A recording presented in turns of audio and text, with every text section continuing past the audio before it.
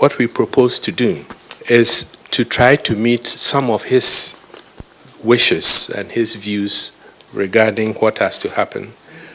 He didn't want anything elaborate or too elaborate. He wanted something simple, something solemn, and something elegant and dignified. And so in all our discussions, we have tried to maintain that and achieve that. One of his wishes was that we shouldn't take too much time, but we should do this thing quickly and decently, and we have tried to do that. As a result, we have come up with some arrangements that we want to share.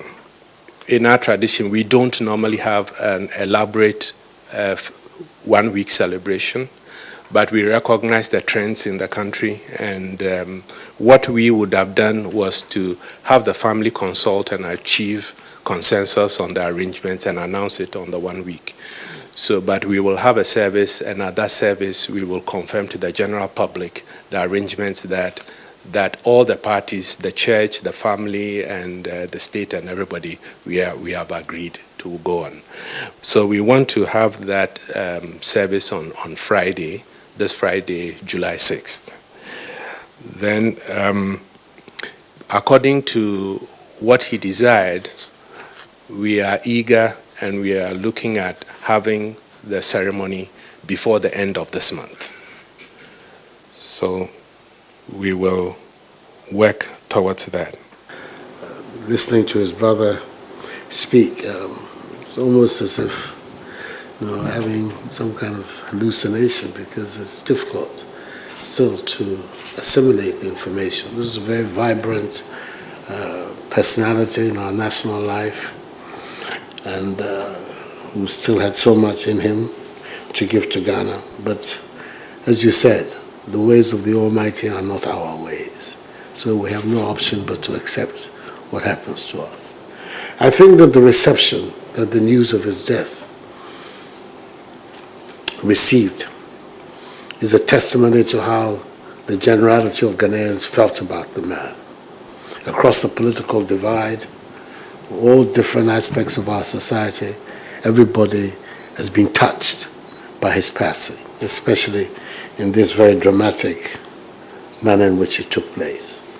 I was told about this early in the morning of Friday, which was a very awkward day for me. Martyrs' Day service, I had to go to Navarungo. And I was shocked. I couldn't believe it for several seconds when the Minister of National Security rang to let me know what had happened.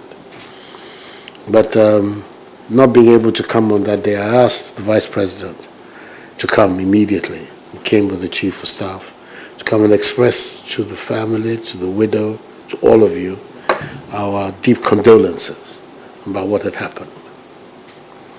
It's very sad circumstances. He wasn't a very close friend of mine, but I knew him, had a great deal of admiration and respect for him. I thought he was a very fine public servant. He's a man of dignity and humility, conducted himself very well in the public space of our country. And a high-ranking official of our state, a man who was vice president, who therefore could have become the president of Ghana, is not, with respect, an ordinary person who has to be treated in the normal manner. So, to some extent, those wishes will have to give way to the status that he had. I've decided, and it is an obvious decision, that he should be given a full state burial. And as of today, for the next 5 days, Ghana's flag, national flag, will fly at half-mast here and across the country in commemoration of the death of our former vice president. We're opening an official book of condolence for him at the conference center. That's from tomorrow morning.